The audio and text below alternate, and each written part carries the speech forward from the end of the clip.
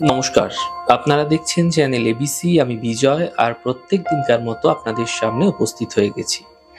আজ আমি আপনাদের সঙ্গে এখন আলোচনা করব বিবাহের ক্ষেত্রে বর্জিত লগ্ন কি আছে, বর্জিত করণ কি রয়েছে, অর্থাৎ কোন লগ্নে কোন করণে আপনাদের বিবাহ করা উচিত নয়, এবং যদি ধরুন আপনার বাড়িতে আপনার পরিবারে কেউ মারা গেলেন, মৃত্যুকে কাউর হয়ে গেছে বা অসহজ রয়েছে, সেক্ষেত্রে কি বিবাহ করা উচিত, কোন সময় বিবাহ করা উচিত, জন্ম মাস অনুযায়ী বিবাহ কি নিষিদ্ধ রয়েছে, এবং কোন নক্ষত্রে বিবাহ আপনাদের ক্ষেত্রে নিষিদ্ধ, বিবাহের ক্ষেত্রে বর্জিত তিথি কি রয়েছে, বিবাহের ক্ষেত্রে বর্জিত করণ কি রয়েছে, বিবাহের ক্ষেত্রে বর্জিত যোগ কি রয়েছে, এবং কোন বারে আপনাদের ক্ষেত্রে বিবাহ করলে আপনারা সমস্যায় পড়তে পারেন, সেই সমস্ত কিছুই আমি এই এপিসোডে আপনাদের সঙ্গে বিস্তারিতভাবে আলোচনা করার চেষ্টা করব।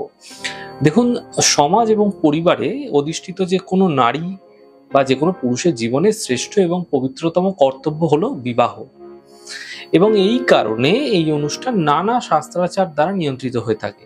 দেখুন, রাশি নক্ষত্রগণ, নানা আচার বিচার, রীতিনীতি, এছাড়া বিভিন্ন ধরনের বিষয়গুলো কিন্তু বিচার্য হয়ে থাকে। এবং দেখুন, কোন মুহূর্তে বিবাহ হবে, কোন মুহূর্তে বিবাহ শুভ হবে, এগুলো আমরা সাধারণভাবে কিন্তু আলোচনা করে থাকি বিবাহের বিষয়ে। সুতরাং সেই শুভাশুভ মুহূর্তগুলি যদি ভুল হয়ে যাচ্ছে, সেগুলি আমাদের ক্ষেত্রে কিন্তু বড় সমস্যা নিয়ে আসতে পারে। তাই মাথায় রাখতে হবে কোন মুহূর্তে আপনাদের ক্ষেত্রে বিবাহ বর্জন করা উচিত এবং কোন মুহূর্ত আপনাদের ক্ষেত্রে বিবাহের ক্ষেত্রে শুভ হতে পারে, সেগুলি নিয়ে আলোচনা করব। দেখুন, প্রথমে জানবো নক্ষত্র। কোন নক্ষত্রে আপনাদের ক্ষেত্রে বিবাহ করা উচিত এবং উচিত নয়। দেখুন, 27টি যে নক্ষত্র রয়েছে জ্যোতিষশাস্ত্রে বলা হয়, এই 27টি নক্ষত্রের মধ্যে মাত্র 11টি নক্ষত্রকে বিবাহের ক্ষেত্রে শাস্ত্রাচার্যরা বলেছে বিশেষ গুরুত্বপূর্ণ, অর্থাৎ এই 11টি নক্ষত্র কিন্তু বিবাহের ক্ষেত্রে শুভ বলে মনে করা হয়েছে, এবং বিবাহের অনুমতি এই 11টি নক্ষত্রেই দেওয়া হয়। এই নক্ষত্রগুলো হচ্ছে মূলা নক্ষত্র, অনুরাধা নক্ষত্র, মৃগশিরা, রেবতী, উত্তর ভাদ্রপদ, উত্তরাষাঢ়া, উত্তর ফাল্গুনী, স্বাতী, মঘা এবং রোহিণী নক্ষত্র। এই নক্ষত্রগুলিতে আপনারা বিবাহ করতে পারেন, দেওয়া যেতে পারে। দেখুন, সৌর মাস অর্থাৎ সূর্য মাস অনুযায়ী বিবাহ উদযাপন শুভ কিন্তু, এবং চন্দ্র মাসগুলিতে কিন্তু বিবাহ উদযাপন নিষিদ্ধ বলা হয়েছে। তাই বৈশাখ, জ্যৈষ্ঠ, মাঘ, ফাল্গুন, আষাঢ়, অগ্রহায়ণ এই মাসগুলো সৌর মাস। সুতরাং এই মাসগুলি কিন্তু বিবাহের ক্ষেত্রে শুভ বলে মনে করা হয়। দেখুন, পৌষ মাস, চৈত্র মাস, এই দুটি মাসকে মল মাস আমরা বলে থাকি, কিন্তু বিবাহ সম্পূর্ণভাবে এই মাসগুলিতে নিষিদ্ধ এবং বর্জিত। কোনোভাবেই কোনো ক্ষেত্রে এই মাসগুলিতে কিন্তু বিবাহ করা উচিত নয়। দেখুন, এছাড়াও দেবশয়নী যে একাদশী পড়ে যায়, এই দেবশয়নী একাদশী তিথিতে, অর্থাৎ আষাঢ় মাসের শুক্লপক্ষের একাদশী তিথিকে দেবশয়নী একাদশী বলা হয়ে থাকে। এই দেবোত্তনী একাদশী অর্থাৎ কার্তিক মাসের শুক্লপক্ষের একাদশী তিথির মধ্যবর্তী সময়টুকুতেও বিবাহ সম্পূর্ণভাবে নিষিদ্ধ বলা হয়েছে। তাই এই দিনগুলোকে কিন্তু আপনারা কোনোভাবেই আপনাদের বিবাহের তালিকায় রাখবেন না। দেখুন, বিবাহের ক্ষেত্রে বর্জিত লগ্ন কি আছে। দেখুন, মেষ লগ্ন, বৃষ লগ্ন, সিংহ লগ্ন দিনের বেলায় যদি বিবাহ হচ্ছে সেক্ষেত্রে, এবং কন্যা লগ্ন, মিথুন লগ্ন এবং কর্কট লগ্ন যদি রাত্রেবেলা বিবাহ হচ্ছে, সেক্ষেত্রে এই লগ্নগুলিকে অন্ধ লগ্ন বলা হয়, অর্থাৎ এই লগ্নগুলি আপনাদের ক্ষেত্রে ক্ষতিকারক। অপরাহ্নে অর্থাৎ দুপুরবেলা যদি মকর লগ্ন চলছে বা তুলা লগ্ন চলছে এবং বৃশ্চিক লগ্ন চলছে, তাহলে সেই লগ্নকে বধির, অর্থাৎ এই লগ্ন আপনাদের ক্ষেত্রে পীড়াদায়ক হতে পারে। এবং সন্ধ্যাবেলা বা গোধূলি লগ্ন যদি কুম্ভ লগ্ন এবং ধনু লগ্ন এবং মীন লগ্ন পড়ছে, তাহলে তাকে কুজা লগ্ন বলা হয়। এর ফলাফল সর্বদাই অশুভ। তাহলে বুঝতেই পারলেন, লগ্ন সাপেক্ষে সময় অনুপাতে আপনাদের ক্ষেত্রে কিন্তু অশুভ ফলের প্রভাব তৈরি হতে পারে। অন্ধ লগ্নে সাধারণত বিবাহ হলে সন্তানহীনতা ঘটতে দেখা যায়। বধির লগ্নে যদি কারোর বিবাহ হচ্ছে, তাহলে দাম্পত্য জীবনে দারিদ্রতা দেখা যায় এবং অসামঞ্জস্য একটা বিভিন্ন ধরনের সমস্যা তৈরি হতে পারে। এবং মাথায় রাখতে হবে, যদি বিবাহ লগ্নের অধিপতির উপর যদি বৃহস্পতির কোনো দৃষ্টি, শুভ দৃষ্টি রয়েছে বা শুভ অবস্থান হয়ে রয়েছে, তাহলে কিন্তু কুপ্রভাব যদি থেকেও থাকে, তার প্রতিকার প্রতিবিধান সম্ভব হয়ে থাকে। দেখুন, কোন জন্ম মাসে আপনাদের ক্ষেত্রে বিবাহ নিষিদ্ধ হতে পারে সেটা আমরা দেখব। দেখুন, বিবাহের ক্ষেত্রে কোন কোন জন্ম মাসগুলি আপনাদের ক্ষেত্রে বিশেষ করে মানা উচিত। দেখুন, মাতৃগর্ভ থেকে প্রথম পুত্র বা কন্যা যে মাসে বা যে নক্ষত্রে বা যে তিথিতে জন্মগ্রহণ করেছে সেই মাস, সেই তিথি, সেই নক্ষত্রে বিবাহ স্থির করা, উদযাপন করা উচিত নয়। অনেকে কি করে সাধারণত কি হয়, আপনারা মাসটা দেখে থাকেন যে আমার জ্যৈষ্ঠ মাসে জন্ম হয়েছে, আমার বৈশাখ মাসে জন্ম হয়েছে, তাহলে বৈশাখ মাসে আমার বিবাহ নিষিদ্ধ। এমনটি করা উচিত নয়।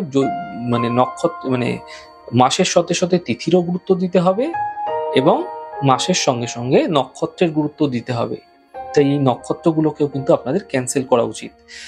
যদি বর এবং বধূ অর্থাৎ পাত্র এবং পাত্রী উভয়েরই কিন্তু জ্যৈষ্ঠ জাতক অর্থাৎ বড় জাতক হয়, তিনি সবার বড় হন তাদের পরিবারের, বা জাতিকা যদি বড় হচ্ছে, সেক্ষেত্রে জ্যৈষ্ঠ মাসে তাদের বিবাহ সর্বদাই নিষিদ্ধ। বিবাহ হলে দাম্পত্য জীবন কিন্তু কষ্টময় হতে পারে।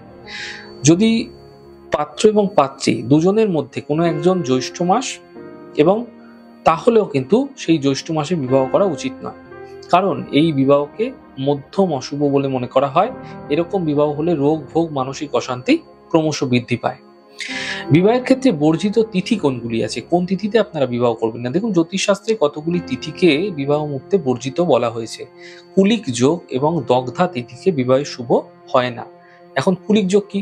দেখুন, রোববারের ধরুন রোববার পড়েছে এবং রোববার দিন সপ্তমী পড়েছে, তাহলে সেই তিথিকে যদি পরপর গণনা করছেন, তাহলে শনিবার প্রথমা তিথি তবে তাহলে তাকে কুলিক যোগ বলা হয়ে থাকে। রোববার যদি সপ্তমী পড়ে যাচ্ছে এবং শনিবার যদি প্রথম তিথি পড়ে যাচ্ছে, তাহলে তাকে বলা হয় কুলিক যোগ।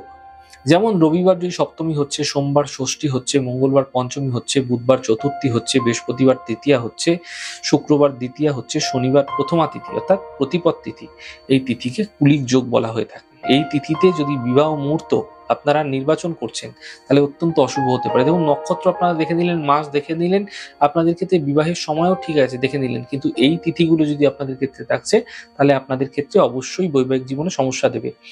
আর রবি যদি বৃহস্পতির রাশি অর্থাৎ ধরুন মীন রাশিতে বা ধনু রাশিতে অবস্থান করছে এবং দ্বিতীয়া তিথি পড়ছে, দগ্ধা তিথিও, তাহলে কিন্তু সেটা হয়ে যাবে, দগ্ধা হয়ে যাবে। সেই তিথি কিন্তু আপনাকে শুভ ফল কখনোই দেবে না। আর রবি যদি বৃষ অথবা কুম্ভ রাশিতে অবস্থান করছে এবং সেই দিনকে যদি চতুর্থী তিথি হচ্ছে, অথবা মেষ কর্কটে যদি থাকছে, তাহলে ষষ্ঠী তিথি হচ্ছে, অথবা কন্যা এবং মিথুন রাশিতে থাকছে, সেদিনকে যদি অষ্টমী তিথি হচ্ছে, অথবা বৃশ্চিক এবং সিংহ রাশিতে থাকাকালীন যদি দশমী তিথি হচ্ছে এবং দেখা যাচ্ছে বা দ্বাদশী তিথি হচ্ছে, সেক্ষেত্রেও কিন্তু এই তিথিগুলি দগ্ধা হয়ে থাকে। সেই তিথিগুলি কিন্তু কখনোই সুফল আপনাকে দেবে না আপনার বৈবাহিক জীবনে। যতই আপনারা যেভাবেই আপনারা বিবাহ করুন না কেন, সেক্ষেত্রে কোনো না কোনো বড় সমস্যা আপনাকে অবশ্যই বৈবাহিক জীবনে ফেস করতে হবে। তাই বুঝতেই পারছেন যে বিবাহের সময়কাল আপনাদের ক্ষেত্রে অত্যন্ত ভাইটাল। কোন সময় আপনাদের ক্ষেত্রে বিবাহ করা উচিত, এটা নির্বাচন করা উচিত। দেখুন, প্রত্যেক মাসেই দুটো পক্ষ হয়, প্রত্যেকটি পক্ষে 15টি করে তিথি থাকে। এদের মধ্যে চতুর্থী, নবমী, একাদশী তিথি অর্থাৎ রিক্তা তিথিগুলি অবশ্যই, বিশেষ করে অমাবস্যা, কৃষ্ণপক্ষের চতুর্দশী, শুক্লপক্ষের প্রতিপদ তিথি বিশেষভাবে বর্জনীয়। এই তিথিগুলিতে কখনোই কিন্তু আপনাদের বিবাহ করা উচিত নয়। দেখুন, বিবাহের ক্ষেত্রে বর্জিত করণ কি আছে। দেখুন, জ্যোতিষশাস্ত্রে তিথির অর্ধভাগকে করণ বলা হয়েছে। এদের সংখ্যা হচ্ছে 11। এদের মধ্যে প্রথম হচ্ছে চরকরণ। চর এবং শেষ 4 করণকে স্থির বলা হয়। যার নাগ, মানে যে সমস্ত করণগুলির মধ্যে পড়ছে নাগকরণ, শকুনিকরণ, চতুষ্পাদকরণ, কিন্তুগ্নকরণ, এই করণগুলি কিন্তু অত্যন্ত গুরুত্বপূর্ণ। বিবাহের ক্ষেত্রে 11টি করণের মধ্যে 5টি করণ সম্পূর্ণভাবে বর্জিত। তাই শাস্ত্রে উল্লেখ আছে যে জীবিত থাকতে হলে এই 5টি করণে কোনো শুভ কার্যই সম্পন্ন করা উচিত নয়। তাই বিবাহের ক্ষেত্রে বর্জিত যোগ কি আছে সেটাও কিন্তু আপনাদের জেনে নেওয়া উচিত। দেখুন, জ্যোতিষশাস্ত্রে মোট 27টি যোগের উল্লেখ পাওয়া যায়। এর মধ্যে বিভিন্ন দেবদেবীকে এই সমস্ত যোগের অধিপতি বলে মনে করা হয়ে থাকে এবং এদের মধ্যে 10টি যোগে বিবাহ নিষিদ্ধ বলে উল্লিখিত আছে এবং বিবাহ হলে তার ফলাফল বর্ণিত আছে যে কি হতে পারে। দেখুন, যদি ব্যতিপাত যোগে কারোর বিবাহ হচ্ছে, তাহলে সেটা বংশ নাশ করিয়ে থাকে। যোগটা অত্যন্ত বিশেষ গুরুত্বপূর্ণ। আপনারা তো তিথি দেখে থাকেন, আপনারা নক্ষত্র দেখে থাকেন, আপনারা মাস দেখে থাকেন, আপনারা বার দেখে থাকেন, কিন্তু এই যোগ কিন্তু আপনাদের ক্ষেত্রে ভীষণ ভাইটাল। অর্থাৎ পঞ্চাঙ্গের ক্ষেত্রে যোগের গুরুত্ব ভীষণ রয়েছে। তাই যোগটা দেখেও কিন্তু আপনাদের বিবাহ করা উচিত। ব্যতিপাত যোগে যদি কারোর বিবাহ হচ্ছে, তাহলে বংশনাশ হতে পারে। পারিক যোগে যদি বিবাহ হচ্ছে, তাহলে তার স্বামী কিন্তু হানি হতে পারে, অর্থাৎ তার আয়ুর ক্ষেত্রে সমস্যা আসতে পারে। বৈধৃতি যোগে জন্ম হলে বৈধব্য যোগ আসতে পারে। অতিগণ্ড যোগে জন্ম হলে বিষপান বা কোনো রকম বিষক্রিয়া তার জীবনে হতে পারে।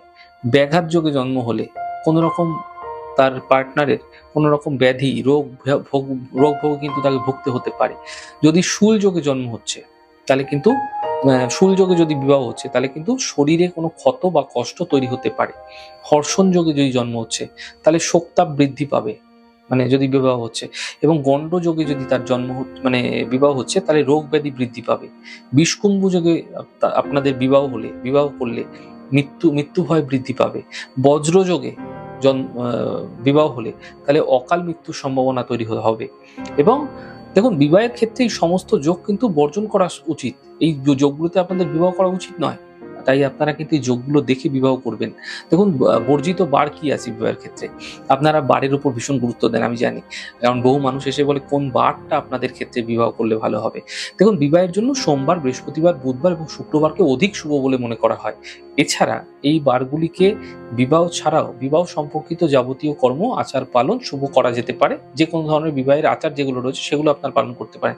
অন্য বার যেগুলো রয়েছে যেমন শনিবার, রবিবার, এগুলো মধ্যম শুভ, কিন্তু মঙ্গলবার কিন্তু সম্পূর্ণ অশুভ বলে মনে করা হয়।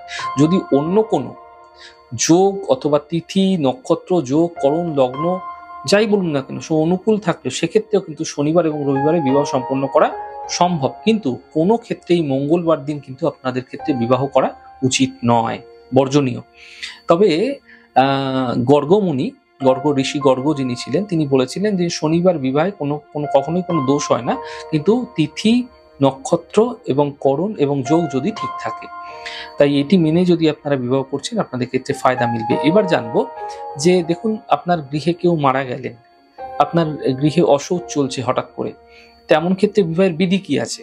দেখুন, বিবাহ সম্পূর্ণ চূড়ান্ত হয়ে যাওয়ার পর বা আশীর্বাদ সম্পন্ন হয়ে যাওয়ার পর পরিবারের কোনো একজন মৃত্যুর ঘটনা ঘটে যেতেই পারে, হয়েও থাকে বহু ক্ষেত্রে। তাহলে শাস্ত্র মতে কি মেনে চলা উচিত? দেখুন, যদি বাবার মৃত্যু হচ্ছে, পিতার মৃত্যু, যার বিবাহ, যদি কন্যার বিবাহ হয় তার বাবার যদি মৃত্যু হয়ে যাচ্ছে, বা পুত্রের বিবাহ হচ্ছে তার বাবার মৃত্যু হয়ে গেছে, তাহলে 1 বছর কিন্তু বিবাহ করা উচিত নয়। যদি মায়ের মৃত্যু হচ্ছে, কন্যা হতে পারে, পুত্র হতে পারে, 6 মাস পর্যন্ত বিবাহ কিন্তু করা উচিত নয়, স্থগিত রাখতে হবে। ভাই অথবা ক্লোজ ফ্যামিলিতে যদি কেউ মৃত্যু হয়ে থাকে সেক্ষেত্রে 2 মাস, কমপক্ষে 2 মাস কিন্তু আপনাদের বিবাহ করা উচিত নয়। 2 মাসের মধ্যে বিবাহের ডেট ফিক্স করা উচিত নয়। দেখুন, পরিবারের অন্য কোনো সদস্য হতে পারে যেমন জেঠু, কাকিমা, ঠাকুরদা, ঠাকুমা, দিদিমা, দাদু, এদের ক্ষেত্রে কিন্তু মোটামুটি 3 মাস কিন্তু আপনাদের ক্ষেত্রে বিবাহ স্থগিত রাখা উচিত। নিকট আত্মীয়, যেমন ধরুন আপনার মাসি হতে পারে, পিসি হতে পারে, নিকট আত্মীয় যারা রয়েছে তাদের বিবাহ হয়ে গেছে, তারা অন্য বাড়িতে থাকেন কিন্তু নিকট আত্মীয়, তাদের ক্ষেত্রে কমপক্ষে 22 দিন আপনাদের বিবাহ কিন্তু স্থগিত রাখতে হবে। এরকম ঘটনা যদি ঘটে যাচ্ছে বিবাহ পাকা হওয়ার পরেও, সেক্ষেত্রে এমনটি মেনে চললে আপনাদের ক্ষেত্রে ভালো হবে। দেখুন, শাস্ত্র অনুযায়ী যজ্ঞ বিবাহের ক্ষেত্রে অত্যন্ত গুরুত্বপূর্ণ।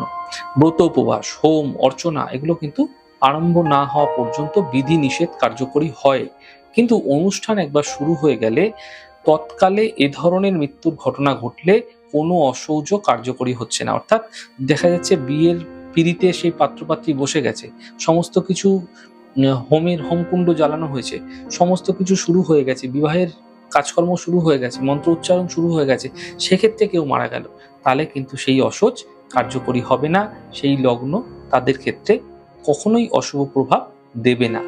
বিশেষত বিবাহের মুহূর্তে পূর্বে যদি মৃত্যু ঘটছে তাহলে অনুষ্ঠান স্থগিত রাখা বাধ্যতামূলক। আপনাদের মাথায় রাখতে হবে, বিবাহের অনুষ্ঠান যেই সময় শুরু হচ্ছে, যেই লগ্নে শুরু হওয়ার কথা, তার আগে যদি 8 ঘন্টা আগেও ঘটে যাচ্ছে তাহলে কিন্তু সেটাকে আপনাদের মাথায় রাখতে হবে, সেই সময় কিন্তু বিবাহ করা যাবে না। বিবাহ অনুষ্ঠানের ক্ষেত্রে 2 দিন বা 1 দিন আগে বিবাহের দিন যদি মৃত্যু ঘটছে তাহলেও কিন্তু এটি স্থগিত রাখতে হবে। মাথায় রাখতে হবে, আপনাদের এই জিনিসগুলো মেনে চলতে হবে, তাহলেই কিন্তু বৈবাহিক জীবনে আপনাদের ক্ষেত্রে সমস্যাগুলি কম আসবে। মাঙ্গলিক করে শুধুমাত্র চিৎকার করে গেলে কিন্তু হবে না, মাঙ্গলিক ছাড়াও আরো অনেক কিছু বিষয় রয়েছে যেগুলো আপনাদের মেনে চলতে হবে।